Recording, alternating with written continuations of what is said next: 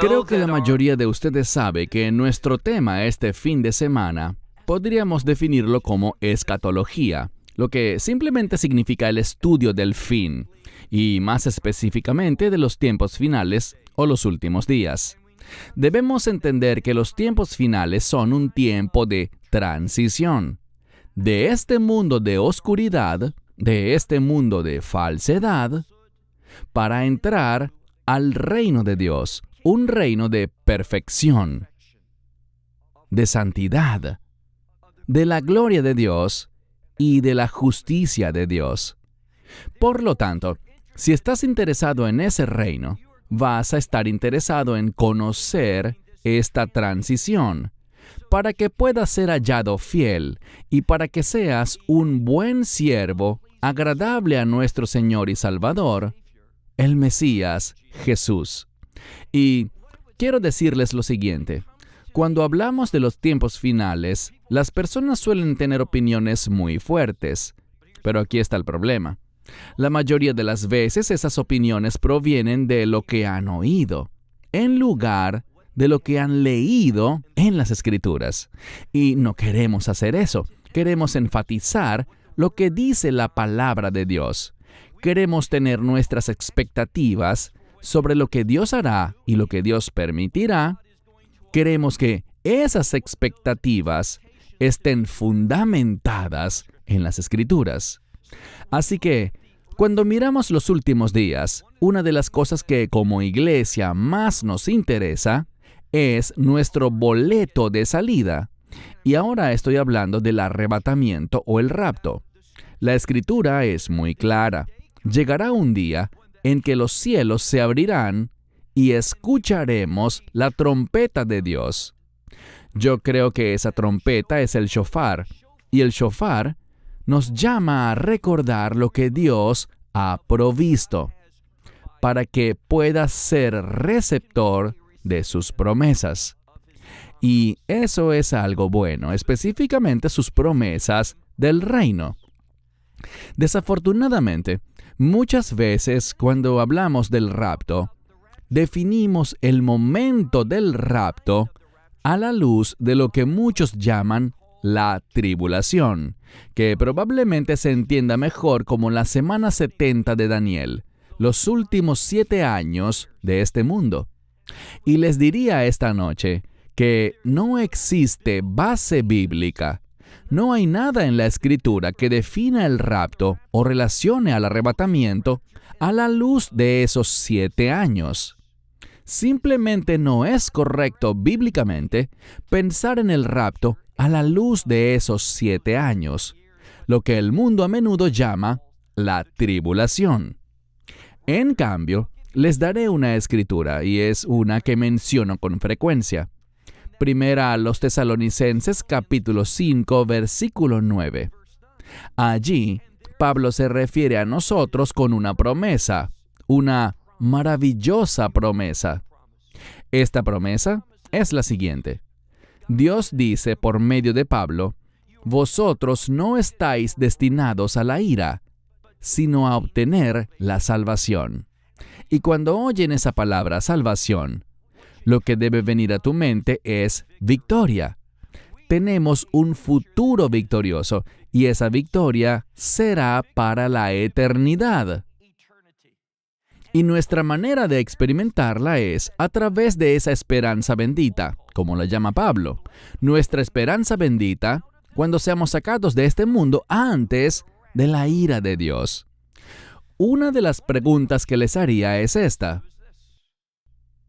Basados en la Escritura, ¿cuándo comenzará la ira de Dios? Durante esa semana 70 de Daniel. Es muy difícil saberlo. Por lo tanto, necesitamos ver que en ninguna parte de la Biblia, y lo diré muy específicamente, en ninguna parte de la Biblia vemos algo que indique que la ira de Dios comienza al inicio de esos últimos 7 años. De hecho, pongámonos bíblicos ahora. Si tienes tu Biblia, y espero que así sea, te invito a abrirla en el libro de Apocalipsis, capítulo 13. Durante la mayor parte de esta hora que pasaremos estudiando juntos, nos enfocaremos en los capítulos 2 y 3 de Apocalipsis. En esos 7 mensajes que el Mesías le da, y Él es la fuente de estos mensajes, los mensajes que Él le da a las 7 iglesias.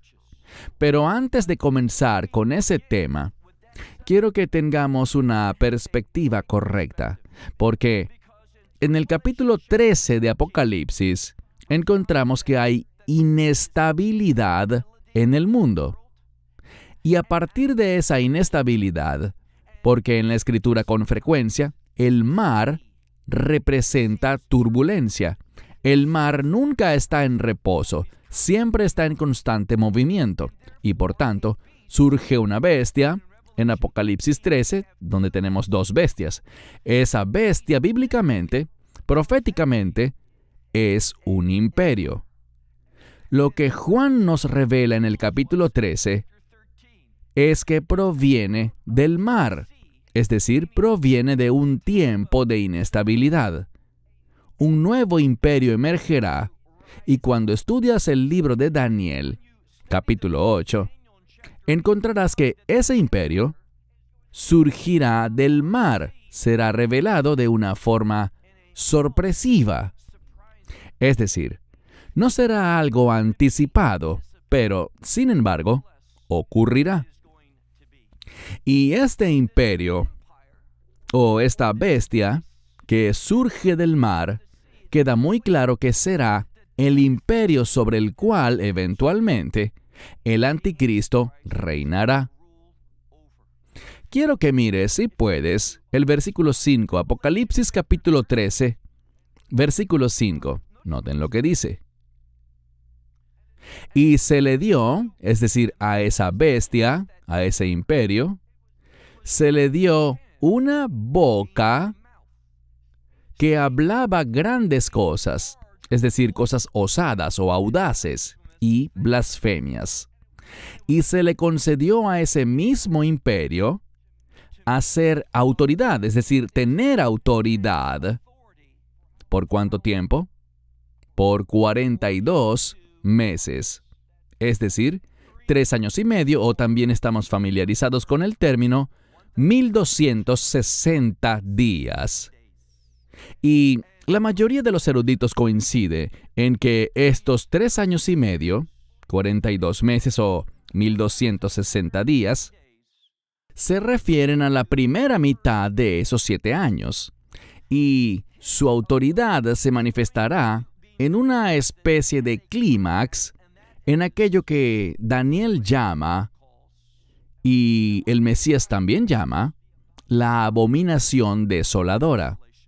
El anticristo podrá obrar y funcionar con cierta restricción, pero en su mayor parte hará lo que le plazca durante la primera mitad de la semana 70 de Daniel, esos 3 años y medio o 42 meses. ¿Y qué hará él durante ese tiempo?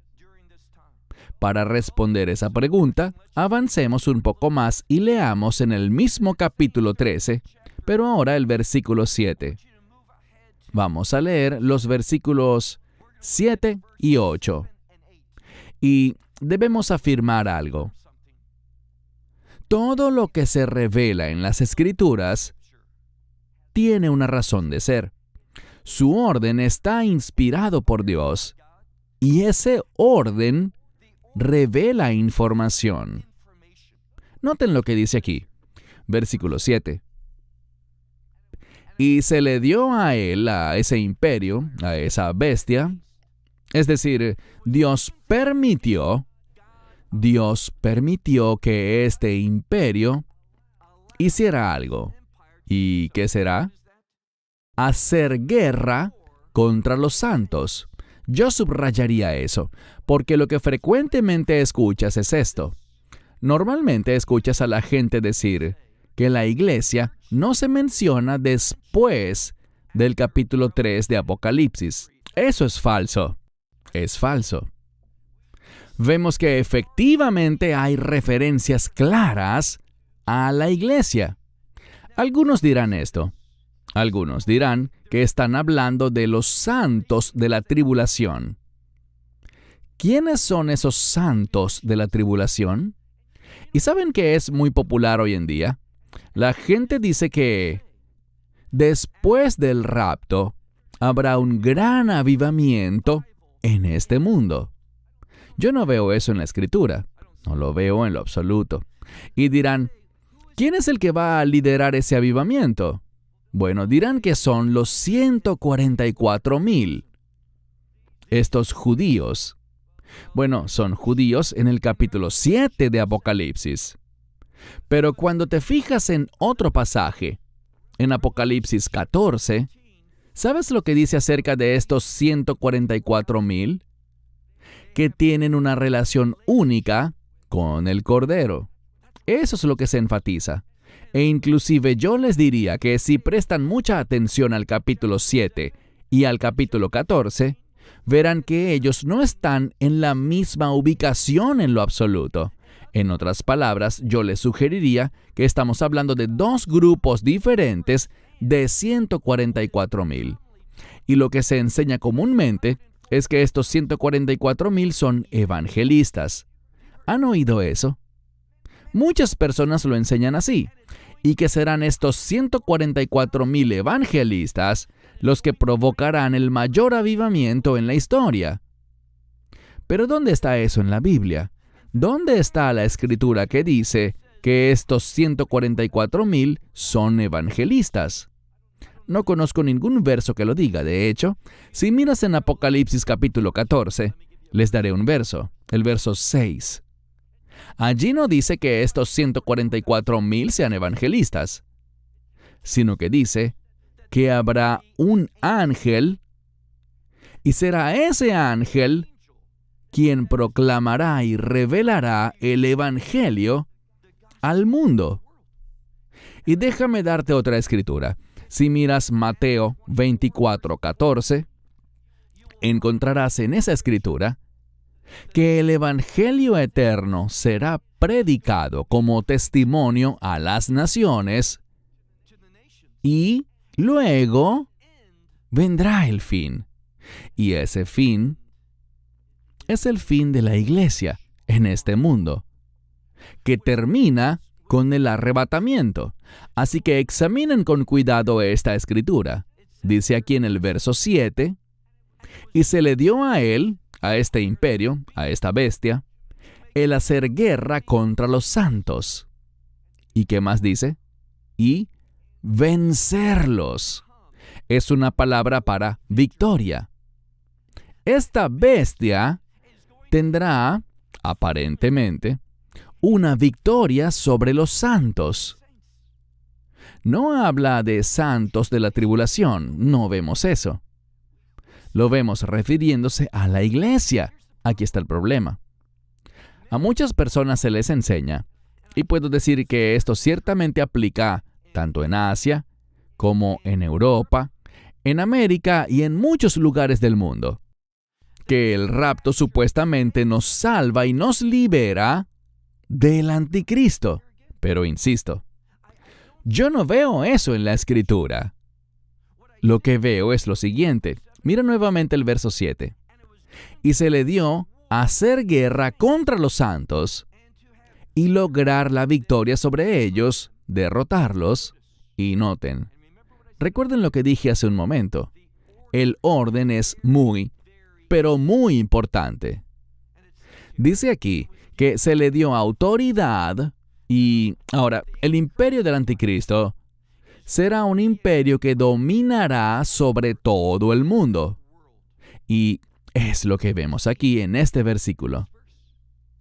Se le concedió, o Dios le permitió, no significa que sea voluntad de Dios, pero Dios lo permitirá. Dios lo usará con un propósito.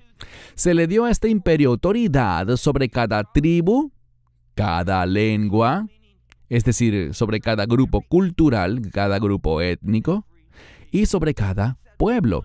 Esto muestra un gobierno único mundial. Y lo que debes ver aquí es esto.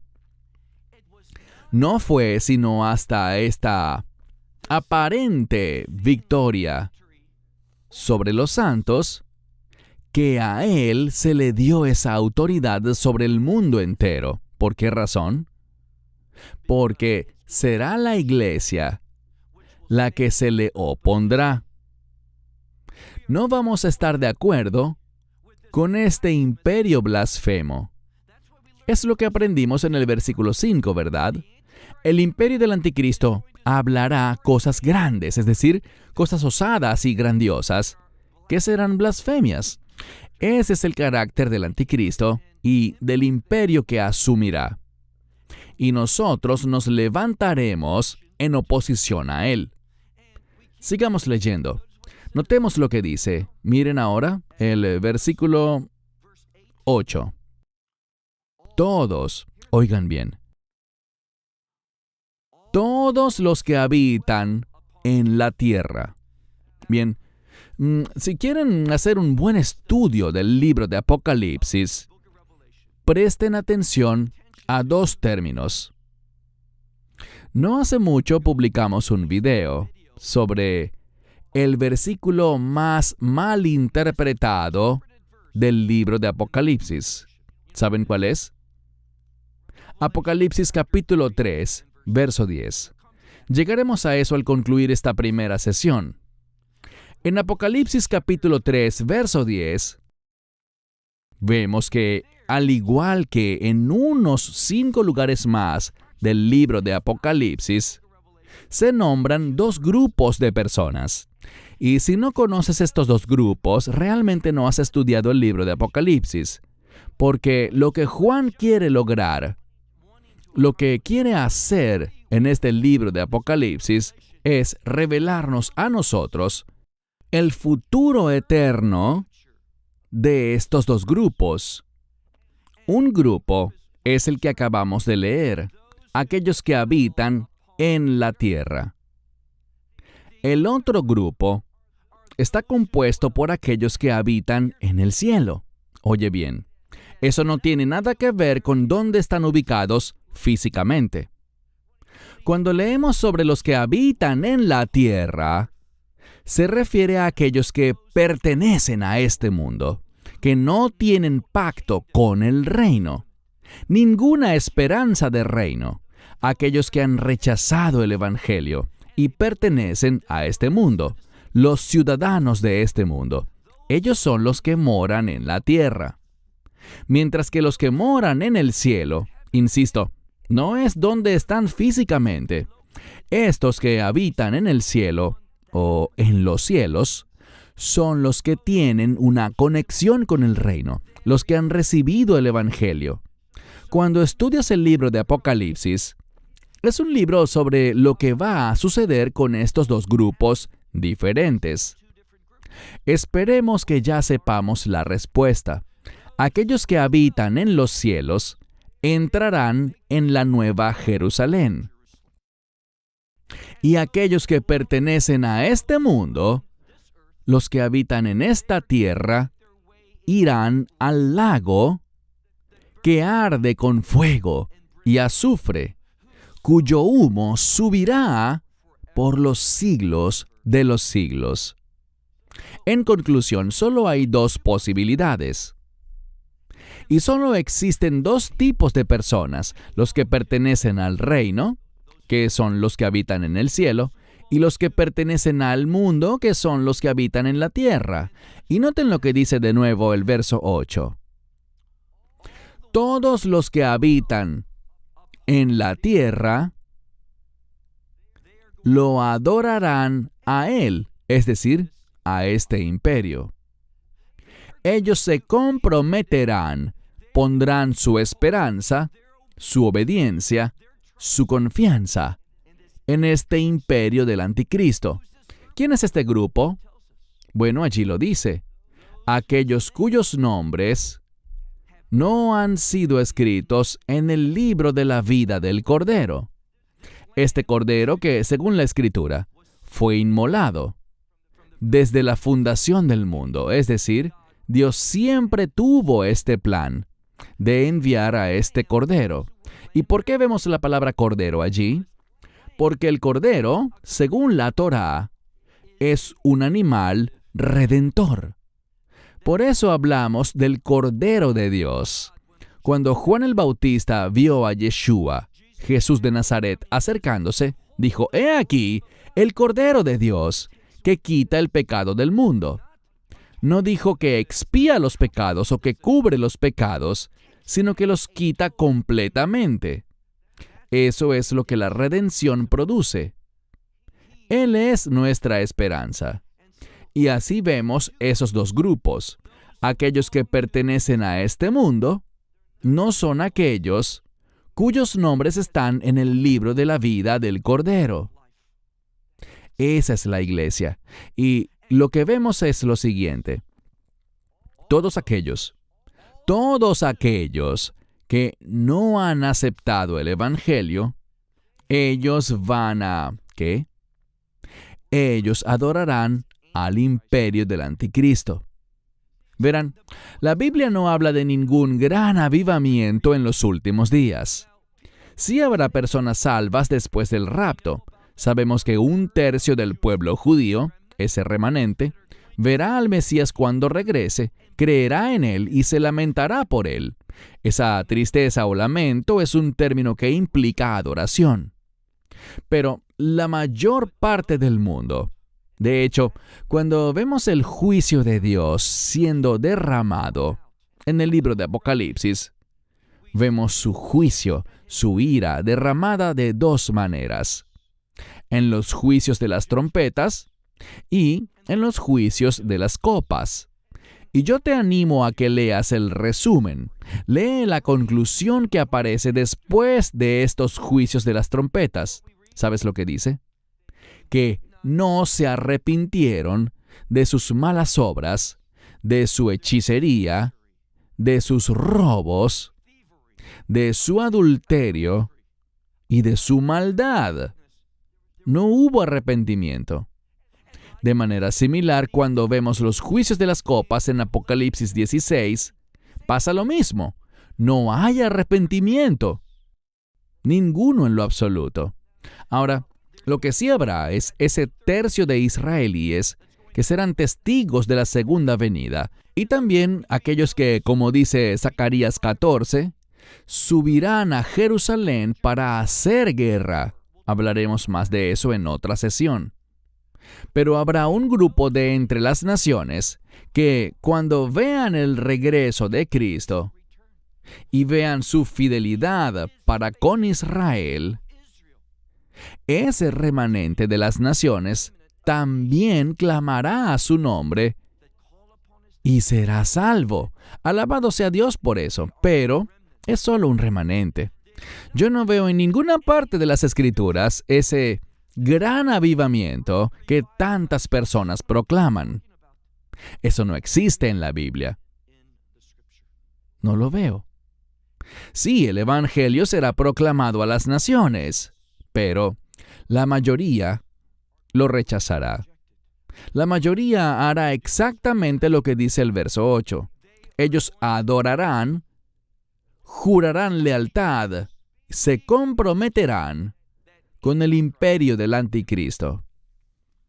Regresemos a Apocalipsis, capítulo 2. En los capítulos 2 y 3 de Apocalipsis vemos algo. Ya lo he mencionado. En estos dos capítulos hay 7 mensajes, 7 cartas, cuyo autor es el Mesías, es Cristo. Él le comunica estos mensajes a las 7 iglesias. Y si prestas atención, estas 7 iglesias tienen algo en común, y hay una razón para esto. Ninguna de ellas, ¿verdad? Si examinan bien la lista, ninguna de ellas está en Israel. Todas quedan en otros lugares, o en otras palabras, todas están en el exilio. ¿Y saben qué? Hoy en día la iglesia también está en el exilio. ¿Por qué? Porque estamos en este mundo, pero no pertenecemos a este mundo. Somos extranjeros, somos forasteros. Nosotros pertenecemos al reino de Dios. Y el libro de Apocalipsis nos revela los eventos que deben suceder para que ya no seamos extranjeros, sino que estemos en casa.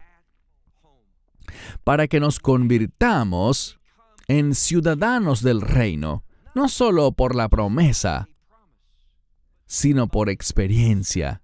Y no sé tú, pero yo estoy emocionado por esa experiencia. Yo deseo ya no estar aquí, sino en ese reino de perfección.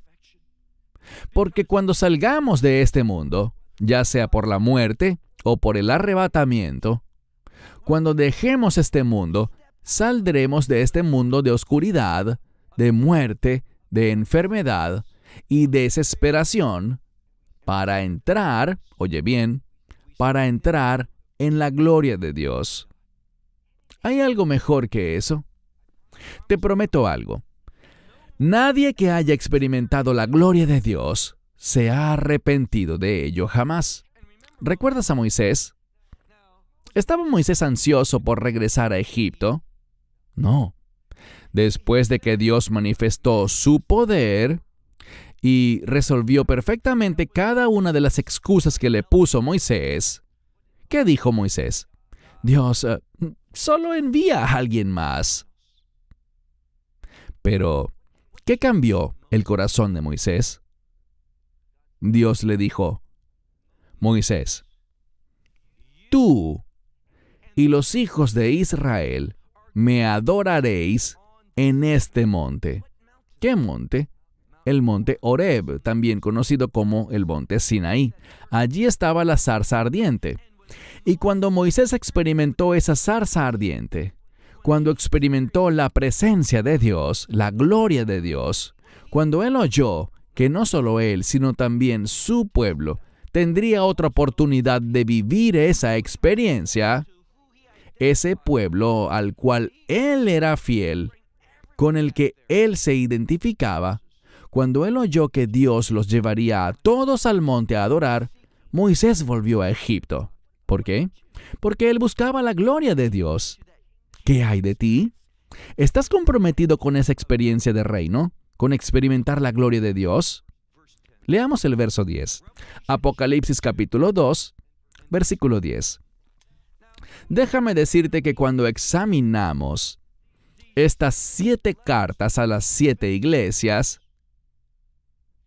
encontramos que 5 veces Dios llama a las iglesias al arrepentimiento. ¿Sabías eso? 5 veces en Apocalipsis 2 y 3, Él llama a la iglesia al arrepentimiento. Pero eso no es todo. Si lees estos 2 capítulos, y te animo a que lo hagas hoy mismo, podrás ver que el Mesías, y es Él quien habla allí, el Mesías elogia a estas iglesias, a todas las que obran así, las que no pueden tolerar la maldad. De nuevo, esto te describe porque hay muchísima maldad en este mundo. ¿No estás de acuerdo en que este mundo en el que vivimos se está volviendo cada vez más y más perverso? Este mundo siente repudio contra el orden de Dios. Lo diré de otra manera. Este mundo odia la justicia de Dios, los mandamientos de Dios, las instrucciones de Dios, su moral, sus valores. El mundo se mueve rápidamente en contra de eso. ¿Qué hay de ti? ¿Serás tú alguien a quien el Mesías elogiará debido a que no puedes tolerar la maldad? Hay algo más que vemos repetidamente en estas 7 epístolas, una y otra vez, y veremos un ejemplo en un momento. Él elogia a aquellas iglesias que perseveran. Y también usa una palabra diferente, aquellas que soportan. Tengo otra pregunta para cada uno de ustedes. ¿Por qué resulta necesario? Si es que, de verdad, mientras yo les estoy hablando ahora, los cielos se pueden abrir y el Mesías podría regresar y se oirá ese grito del arcángel con la trompeta de Dios. Si eso pudiera suceder ahora mismo, ¿por qué Él está llamando a estas 7 iglesias al arrepentimiento y también a perseverar y soportar? Algunos dirán esto. De hecho, la respuesta más común que recibo es esta. Bueno, estas epístolas, en Apocalipsis capítulos 2 y 3, son para la iglesia de la tribulación. Yo no conozco una escritura que nos revele eso. Él nos ordena a perseverar y soportar. ¿Por qué? Porque vamos a ser un pueblo, su iglesia, que tendrá que soportar algo. Tendremos que perseverar. Y Él dice que debemos arrepentirnos. ¿Qué es el arrepentimiento? Verán, la mayoría de la iglesia ni siquiera sabe lo que significa algo tan básico como el arrepentimiento. ¿Saben lo que es? El arrepentimiento es, antes que todo, entrar en acuerdo con Dios. Eso es. Entrar en acuerdo con sus estándares, con sus instrucciones, con sus normas de justicia y moral. Sabemos algo más. ¿Recuerdan lo que Juan le dijo a estos líderes que venían de Jerusalén, Judea y Samaria? Él les dijo, den frutos dignos de arrepentimiento. Noten la diferencia. Hay frutos que surgen del arrepentimiento, pero no habrá frutos hasta que primero nos pongamos de acuerdo con los estándares de Dios. Y hoy les diré con mucha firmeza que este mundo se está alejando con gran oposición, hostilidad y odio en contra de los estándares de Dios. Y a medida que nosotros, la iglesia, defendamos la integridad de Dios, la ética de Dios, la moral de Dios, nos convertiremos en una iglesia perseguida. Por eso es que una y otra vez en estas 7 epístolas, Él nos ordena a arrepentirnos, nos ordena a perseverar y nos instruye a vencer. Y lo que descubrimos es esto.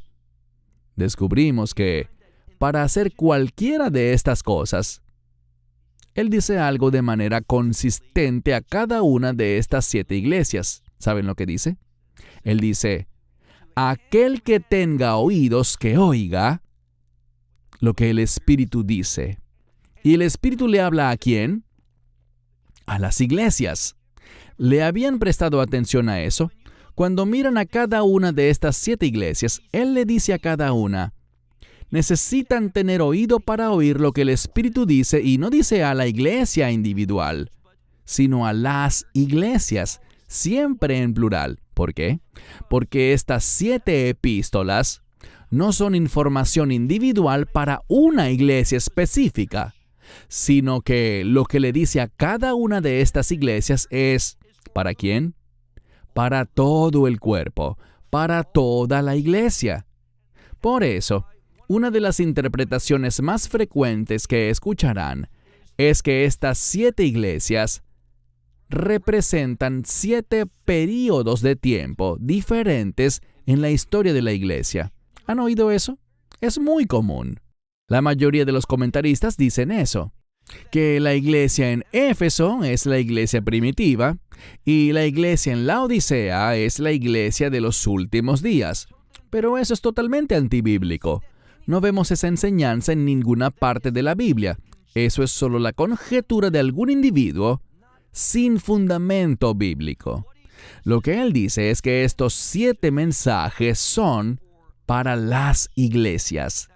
Alguien podría señalar que en Apocalipsis capítulo 1, verso 19, habla sobre las cosas que fueron, las cosas que son y las cosas que serán. Y muchas veces las personas miran este libro y dicen, bueno, este libro habla sobre lo que fue, lo que es y lo que vendrá. Pero creo que se pierden de algo. Verán, cuando la Escritura habla de las cosas que fueron, ¿a qué se refiere? Si has estudiado este libro de Apocalipsis, sabrás que Juan hace algo consistentemente en cada capítulo. Juan fue inspirado para tomar escrituras del Antiguo Testamento, cosas que fueron, y traer estos versículos muy conocidos, estos eventos del pasado, traerlos al libro de Apocalipsis, colocarlos en un nuevo contexto. Les daré un ejemplo de algo que abordaremos mañana en nuestro último mensaje. La batalla de Gog y Magog. Me asombra hoy en día la gran cantidad de maestros de la Biblia que andan hablando sobre esa batalla. La gente está muy interesada en ella. Si hacen un mensaje sobre la batalla de Gog y Magog y lo suben a YouTube, van a recibir muchas vistas. Y todos sabemos lo que dicen. ¿Se está acercando esta batalla de Gog y Magog? ¿Será que lo que está pasando en Ucrania hoy en día es la batalla de Gog y Magog? ¿O es algo que está en el horizonte cercano? Seré muy claro con esto. No es así. ¿Por qué? Porque la batalla de Gog y Magog no tiene nada que ver con la iglesia.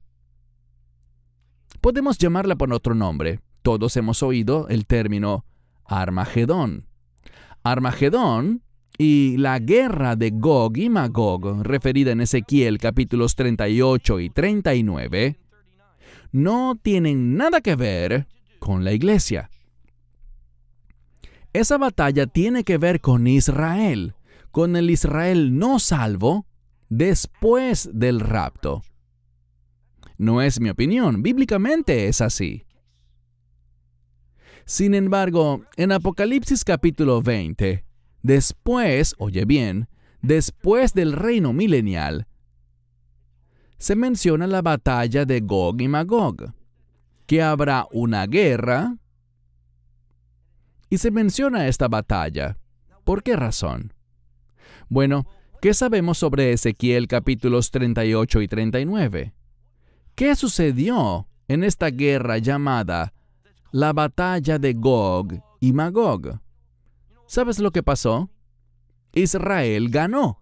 En otras palabras, el pueblo de pacto de Dios salió victorioso. Lo que Juan hace es esto. Él toma este principio de victoria, de liberación, que viene de Dios para Israel, no para la iglesia. Él toma este principio que vemos como conclusión de esta batalla de Gog y Magog y lo trae a un nuevo contexto. Después del reino milenial, cuando Satanás será liberado, y hablaremos más sobre esto mañana, él saldrá para engañar como siempre lo hace, y habrá una gran multitud, un número tan grande que no se podrá contar, que vendrá para atacar el Mahanei Hamamanim, el campamento de los creyentes, los santos. ¿Por qué se usa el término Gog y Magog? Porque quiere que sepamos algo, que de la misma manera que Dios fue victorioso sobre todos los enemigos y todas las naciones que se levantaron contra Israel para hacer guerra en Jerusalén, de la misma manera que Dios salió victorioso allí, Él saldrá victorioso al final del reino milenial, incluso cuando Satanás sea liberado y reúna a ese gran ejército, Él será derrotado. ¿Por qué? Porque el pueblo de pacto de Dios, tanto del antiguo como también su pueblo del nuevo pacto, pueden esperar la victoria a través de Él. Eso es lo que Juan quiere mostrar.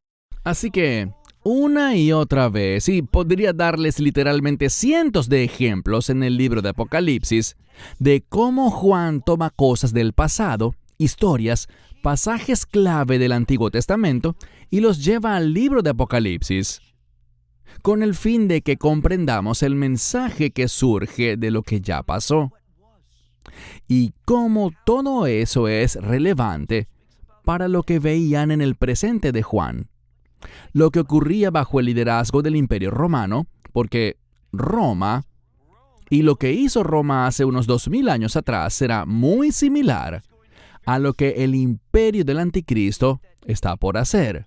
Vayan conmigo a Apocalipsis capítulo 2, verso 10. Noten lo que dice. Hablándole a la iglesia, y recuerden el principio. El mensaje aquí, para esta iglesia, tiene la misma relevancia para todas las iglesias. Y yo agregaría, para la iglesia actual, pero especialmente para la iglesia de los últimos días. ¿Y qué nos dice? Verso 10. Es un mandamiento. Dice, no tengan miedo por lo que están por padecer. Les quiero recordar algo. Si nuestra generación es la generación de los últimos tiempos, Dios nos está diciendo esto. No teman por lo que están por sufrir. Las cosas se van a volver muy difíciles. O en otras palabras, las cosas se harán muy dolorosas para la iglesia. Y estoy hablando de la iglesia aquí en los Estados Unidos. Si vas a muchos lugares, la iglesia en el Medio Oriente, la iglesia en África, la iglesia en algunas partes de Asia, ya están siendo perseguidas. Ya están sufriendo. Están pasando por gran persecución y está empeorando. No me creas a mí. Investiga por ti mismo y descubrirás que la persecución de los creyentes en todo el mundo está aumentando rápidamente. Por eso es que esto es tan relevante. Él dice, no temas lo que estás a punto de sufrir. He aquí, el diablo, esto se refiere a ese ser diabólico, el engañador, en otras palabras, el diablo está a punto de echar a algunos de ustedes en prisión con el fin de que sean probados. Ahora bien, esto está en griego, pero la palabra en el Antiguo Testamento para probar siempre tiene un propósito. Tú pruebas algo, como el oro o la plata, para descubrir cuán puro es. Y creo que ese es el mensaje aquí. Él ya lo sabe todo, pero nosotros somos los que debemos saber cuán puros, o tal vez más bien cuán impuros somos. Y lo que te diría es esto. Esta persecución tiene un propósito. La persecución, oye bien, la persecución trae cambios. Cambios para la identidad.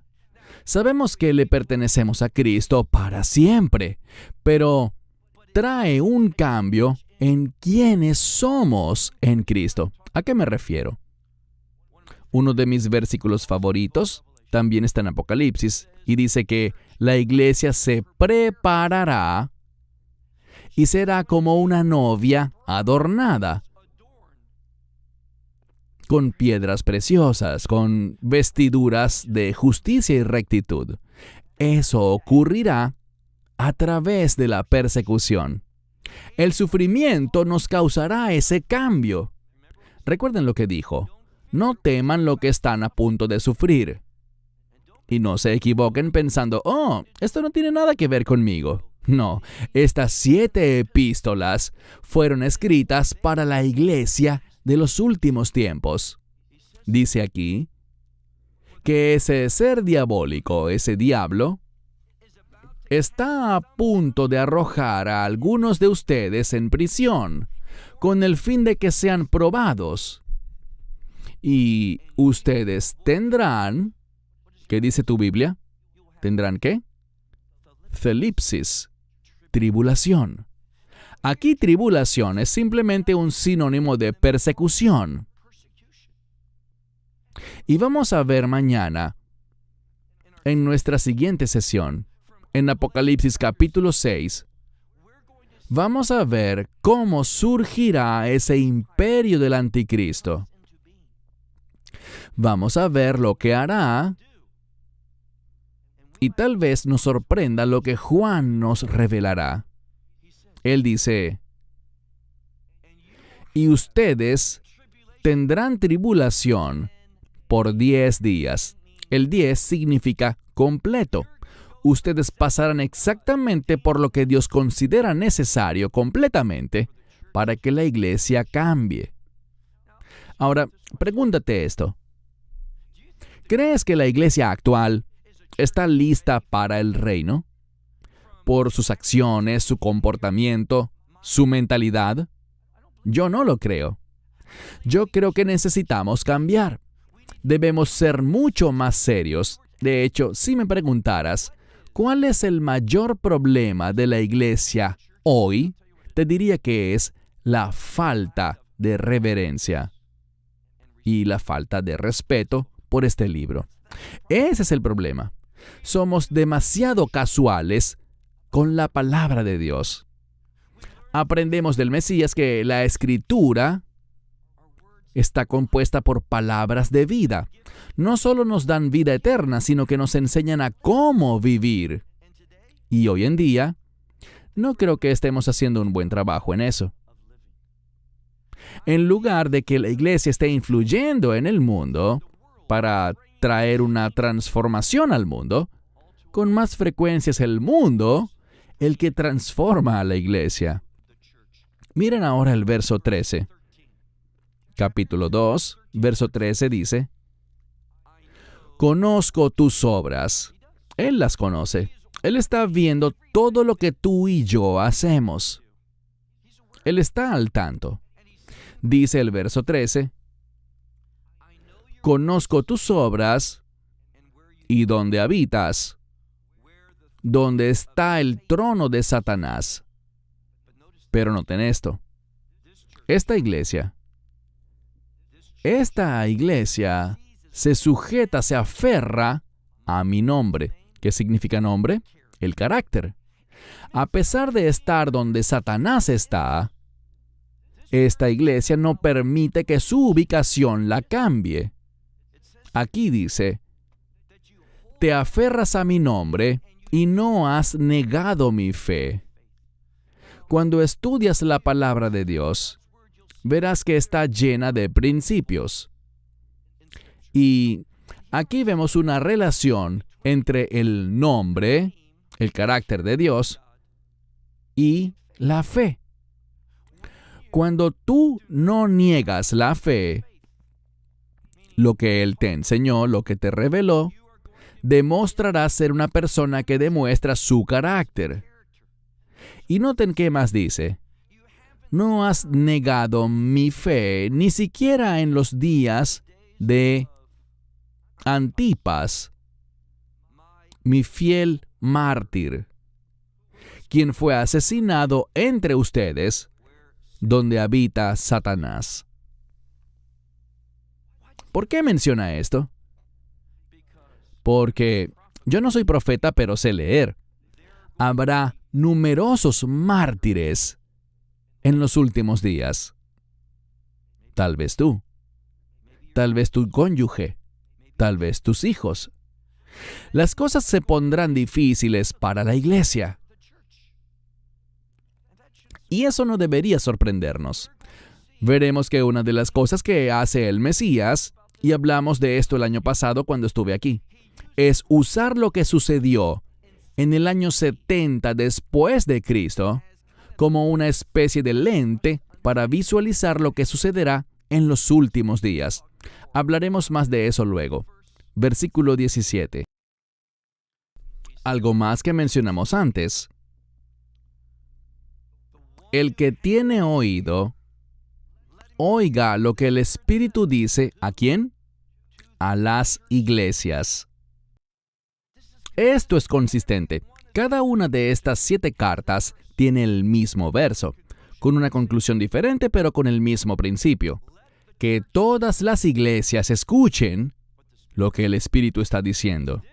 Este es el versículo que informa al lector que estos 7 mensajes son para toda la iglesia en general, no para un periodo de tiempo específico, ni para una iglesia en particular, sino para todo el cuerpo de Cristo. Y noten lo que dice. A aquel que salga vencedor, eso es lo que debemos ser, vencedores. Al que vence, le daré a él o a ella. ¿De qué? Esto es vital. Recuérdenlo. Al que escucha al Espíritu y tiene el deseo de vencer, lo cual por lógica significa que tendremos algo que vencer, le daré, ¿qué? El maná escondido. ¿Por qué hay un maná escondido? Hablé con varios rabinos en Israel y les pregunté, ¿qué creen ustedes que significa el maná escondido? Y ellos me miraron confundidos, diciendo que el maná nunca estuvo escondido. El maná siempre estuvo disponible y fue la provisión de Dios para su pueblo de la manera más visible que había. Entonces, ¿por qué aquí habla de maná? Sabemos que es el maná, es la provisión de Dios, pero ¿por qué maná escondido? Te diré por qué. Porque Dios proveerá para su iglesia y lo haré más personal. Dios es capaz, está dispuesto y desea proveer para ti de manera sobrenatural. En eso consistía el maná, era algo sobrenatural. Y sé bien que hay varios comentaristas que creen que el maná era algo natural, pero no es verdad. El maná fue una provisión sobrenatural. De hecho, eso es lo que me molesta. La palabra man, en hebreo, proviene de un término hebreo que significa ¿qué es esto? Si hubiera sido algo natural, ¿por qué la gente diría ¿qué es esto? Pero era algo que jamás habían visto, era sobrenatural. Y si no aprendes nada más de estos 5 mensajes, aprende una sola cosa. Dios te ama. Y si estás en ese nuevo pacto con Él, en medio de los tiempos difíciles de persecución y sufrimiento, Él proveerá para ti de manera sobrenatural. Lo que sea que te falte, ya sea valor o aliento frente al sufrimiento, Dios proveerá lo que sea que necesites para que puedas, ¿qué? ¿Cuál es el contexto? Yo le daré. Él proveerá. ¿Por qué? Para que podamos vencer, para que vivamos victoriosamente. Eso es lo que Dios quiere hacer. Avancemos al capítulo 3. Y solo quiero ver un último versículo. El versículo 10. Lo he guardado para el final, porque es el versículo que la mayoría cita como supuesta evidencia de que no atravesaremos tiempos difíciles. Quiero que oigas lo que dice. Apocalipsis, capítulo 3, versículo 10. Dice aquí, porque yo te guardaré, dice literalmente, porque has guardado mi palabra, ¿de qué? De perseverancia. Nota el contexto. Porque has guardado la palabra de mi perseverancia, también a ti, eso es lo que se enfatiza, a ti, guardaré de la hora de la prueba que viene sobre todo el mundo. Pero noten, para probar, ¿a quién? A los que moran, ¿dónde? En la tierra. De lo que se está hablando aquí es de un tiempo de prueba cuya fuente es ¿quién? Dios. Él es quien hará la prueba. Y Él prometió guardarnos. ¿Por qué? porque eso no tiene nada que ver con nosotros. ¿Quién será el objeto de la prueba? Aquellos que moran en la tierra. Esa no es la iglesia, ese no es el pueblo del reino. Y si haces un buen estudio, y si lo prefieres puedes ver ese video titulado El versículo más malinterpretado del Apocalipsis, y es este, porque la gente cree que esta es la promesa de Dios de guardarnos lejos del anticristo, y lejos de la persecución, y lejos de las dificultades de los últimos días. Pero si haces un buen estudio del verso, no es relevante este tiempo de prueba, porque su fuente no es el enemigo. ¿Quién es la fuente? Dios. Dios traerá este tiempo de prueba. ¿Sobre quién? Sobre el mundo. Es algo designado para el mundo y no para la iglesia. ¿Para qué estamos destinados nosotros? Para la victoria, para la salvación. Estamos destinados a ser rescatados. ¿De qué habla este tiempo de prueba? Y de nuevo, recorran el libro de Apocalipsis y miren cada vez que se menciona a este grupo. ¿Qué reciben ellos? Este grupo que mora en la tierra, lo que recibe es la ira de Dios. Esa es su promesa aquí. Él le está diciendo a aquellos que soportan, que vencen, que perseveran, a los que guardan su palabra de perseverancia, les dice, ustedes no experimentarán lo que experimenta el mundo, los que moran en el mundo. ¿De qué se trata? De su ira. Esto no tiene nada que ver con la actividad del anticristo. Tiene que ver con lo que Dios traerá sobre este mundo. Otra cosa que él dice a la iglesia es que velen o vigilen. Aquí está el problema. El Mesías usa 3 palabras diferentes para vigilar: prestar atención, tener cuidado o estar alertas. Pero la palabra a la que me refiero es una palabra griega muy especial. Significa velar, pero aquí está lo interesante. Es una palabra militar fuera de la Biblia. Y siempre se utiliza cuando un oficial le dice a sus soldados, estén vigilantes porque hay un enemigo. Eso es lo que Cristo le dice a la iglesia. Estén vigilantes ante ese enemigo.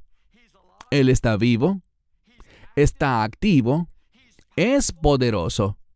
Y solo aquellos que escuchan al Espíritu, solo los que reciben el maná escondido, solo ellos serán los que, y no estamos hablando de salvación, sino de tener un testimonio.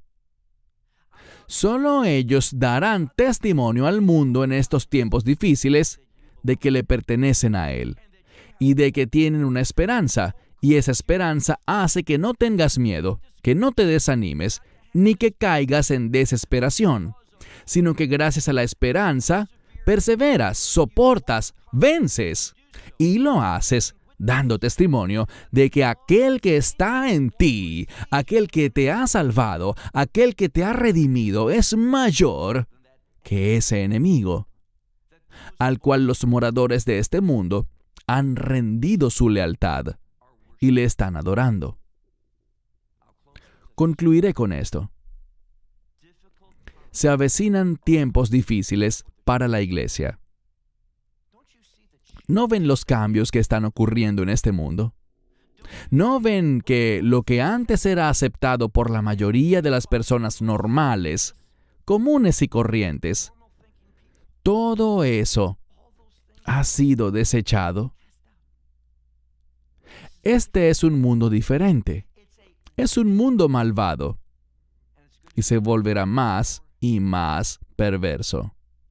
De hecho, el líder del cual hablaremos más adelante en la siguiente sesión, el anticristo, es llamado el hombre de anomía. ¿Sabías eso? ¿Qué significa? Es anomos en griego. El hombre que está en contra de la ley. ¿Por qué está en contra de la ley?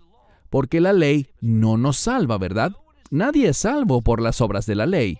Pero la ley tiene un propósito. Nos revela la justicia. Y el anticristo está en contra de la justicia y la rectitud, como siempre digo. La justicia manifiesta la gloria de Dios. Satanás y el anticristo odian la gloria de Dios. Pero si tienes un testimonio que agrada a Dios, si estás comprometido con la justicia, entonces darás testimonio de la justicia de Dios y serás usado como un instrumento que manifiesta su gloria. Padre, te agradecemos porque contigo hay esperanza, porque a través de ti y solo a través de ti hay victoria. Te exaltamos porque tú y solo tú eres digno. Porque tú eres en verdad el Santo de Israel. Y tienes un plan para la victoria. Vas a transformar este mundo de tinieblas y engaño en un reino de justicia y rectitud. Padre, te alabamos porque mediante el Evangelio nos has capacitado para ser parte de ese reino. A ti sea la gloria hoy, mañana y por siempre en el nombre de Yeshua. Amén. Esperamos que te hayas edificado con el mensaje de hoy y lo compartas con otros. Te invitamos a seguir nuestros estudios cada semana por este canal y por el portal de YouTube de Amarás a Israel. También puedes descargar nuestra aplicación móvil gratuita, Mi Estudio Bíblico. Finalmente, para obtener más información sobre nosotros, visita nuestra web amarasaisrael.org, donde encontrarás otras conferencias de Baruch en audio, video y texto. Hasta el próximo programa. Que el Señor te bendiga en Yeshua HaMashiach, Jesús el Mesías, mientras caminas con Él. Shalom desde Israel.